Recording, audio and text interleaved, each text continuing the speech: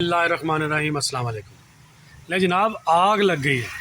اب یہ آگ لگ گئی ہے یا لگائی گئی ہے یہ تو پتہ کرنا پڑے گا، لیکن یہ آگ لگی کہاں ہے تو یہ میں آپ کو بتا دیتا ہوں۔ یہ آگ لگی ہے اسپین میں، کیونکہ اسپین کو دھمکی لگائی گئی تھی اسرائیل کی جانب سے کہ اس کو سزا دی جائے گی، تو آج اس کے جنگلات کو آگ لگ گئی۔ ابھی چند دن پہلے بھی یہ ترکی میں لگی تھی، جب ترکی کے اندر زلزلہ آیا تھا اس کے بعد ادھر آگ لگ گئی تھی، اور جب ان آگ لگانے والوں کو پکڑ لیا گیا تھا تو انہوں نے کہا تھا جی ہمیں پیسے دیے گئے ہیں اور ہمیں کہا گیا کہ جی آپ آگ لگاتے چلے جائیں۔ ابھی چند دن پہلے بھی فرانس کے میئر نے ایک شک ظاہر کیا تھا کہ جناب یہ جو موسم میں تبدیلی ہے یہ ایسے ہی نہیں آ گئی، اس کو لایا گیا۔ جب یورپ کے اندر اتنی سخت ایک دم گرمی کی لہر آئی جو کبھی نہیں تھی آئی، تب بھی میئر کے منہ سے نکلا تھا فرانس کے کہ یہ جان بوجھ کر موسم سے چھیڑ چھاڑ کی گئی ہے۔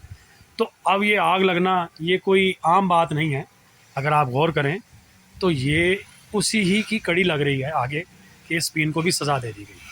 بیچارے اسپین کی تمام خوشیاں دھری کی دھری رہ گئیں جو انہوں نے ورلڈ کپ جیتنے کی صورت میں رکھی تھی، اور اب وہ ایک ایسی آگ کا سامنا کر رہے ہیں جو وہاں پر اربوں ڈالر کا نقصان کر رہی ہے۔ یہ نقصان صرف اسپین کو نہیں ہو رہا بلکہ پوری ماحولیات کو بھی ہو رہا ہے۔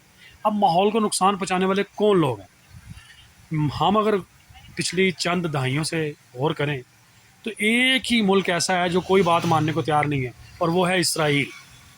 اسرائیل نے ہر ملک کا ناک میں دم کیا ہوا ہے۔ وہ کہتا ہے کسی نہ کسی طریقے سے کہیں نہ کہیں جنگ لگی رہے تاکہ وہ اپنا کاز پورا کر سکیں، جا کے جو کہ انہوں نے اپنے دل میں ٹھانا ہوا ہے کہ ہم نے پوری دنیا پہ حکومت کرنی ہے، اور رہ گئی ان کی جو خواہش ہے انشاءاللہ وہ اللہ تعالیٰ کے حکم سے کبھی پوری نہیں ہوگی، اور ہم لوگ ان کی بات سمجھ چکے ہیں کہ جی وہ کیا کرنا چاہتے ہیں۔ لیکن یہ اب آگ لگ چکی ہے، یہ پوری دنیا کو نقصان دے رہی ہے آگ، یہ آگ لگانے والے بھی پوری دنیا کا نقصان دے رہے ہیں۔ اب یہ جنگ جو ہے، اب جنگ ختم ہونے کا نام نہیں لے رہی تھی، ایک دم ہی بند ہو گئی۔ کیوں بند ہو گئی؟ امریکہ کے ٹرمپ اب گڑ گڑا رہے ہیں کہ جی 12 دن کے لیے جنگ بندی کر دیں۔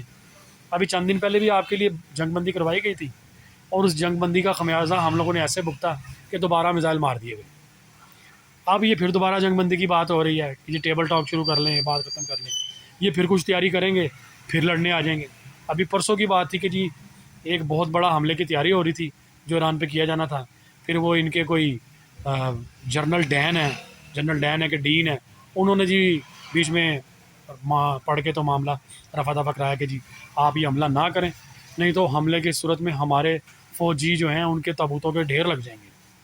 تو اب یہ پتہ نہیں انہوں نے ڈر کے بند کروایا ہے یا کچھ مہربانی کی گئی ہے کہ جی جنگ کو نہ بڑھایا جائے، یہ دل کی بات تو خیر اللہ ہی جانتا ہے۔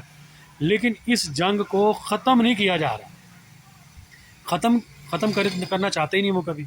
ایران کو ایران کا حق دیں، دنیا کو دنیا کا حق دیں، جنگیں خود بخود ختم ہو جائیں گی۔